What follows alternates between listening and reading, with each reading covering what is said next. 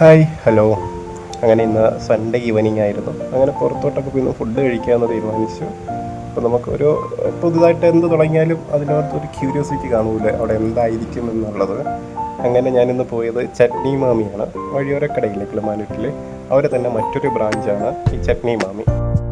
വണ്ടിയൊക്കെ പാർക്ക് ചെയ്ത് നമ്മൾ അങ്ങോട്ട് കയറി ചെല്ലുമ്പോൾ അവർ എൻട്രൻസിൽ അവരെ ലോഗോയിലുള്ളതുപോലെ ഒരു ഡ്രസ് കോഡിൽ വെൽക്കം വേളൊക്കെ ഉണ്ടായിരുന്നു.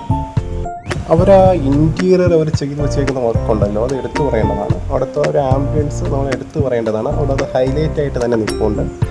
ഞാൻ അവിടെ നിന്ന് അവരുടെ തന്നെ സ്പെഷ്യൽ 2 മസാല ദോശ ലൈമാണ് ഓർഡർ ചെയ്തത്. അത്യാവശ്യം നല്ല ക്വാളിറ്റി ഫുഡായിരുന്നു, നല്ല ടേസ്റ്റി ആയിരുന്നു. ഒരു 10-7 മാർക്ക് കൊടുക്കുക. അങ്ങനെ പറയത്തക്ക നെഗറ്റീവുകളൊന്നും അതിനകത്തില്ലായിരുന്നു.